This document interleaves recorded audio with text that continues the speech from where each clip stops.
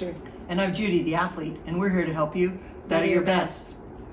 So we spent 2 days last week at the Olympic trials in Florida. It was amazing. For archery. For archery. And it was the last stage, 6th stage, so they've been preparing and doing trials since last August.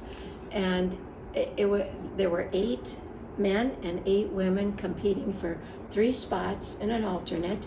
And I saw a display of sportsmanship, professionalism that blew me away. Maybe you can explain the situation. Well, and I think, we titled this Respect because it was just so obvious, the respect. And the situation is that an athlete who was pretty close to securing the 3rd spot, pretty in, but you never know, had an equipment failure. And in the trials process, equipment failures aren't allowed.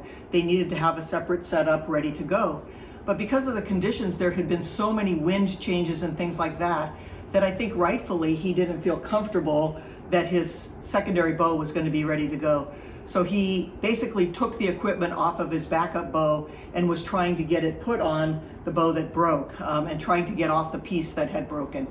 And what was interesting is literally he had shot his 3 arrows, so he had only the time that it would take to walk down and collect the arrows and then come back. So what was amazing to see was that the way the other 7 male archers responded to that event.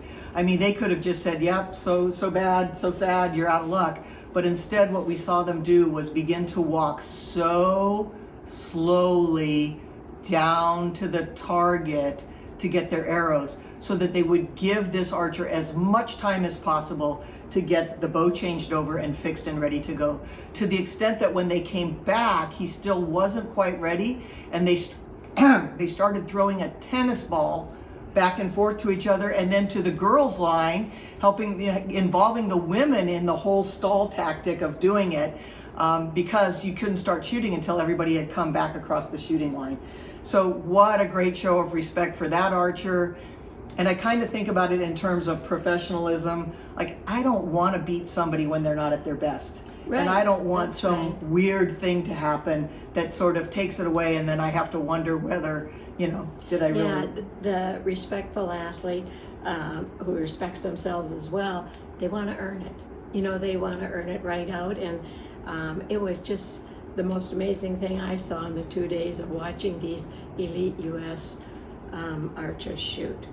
Very powerful moment in athletes looking to better their best.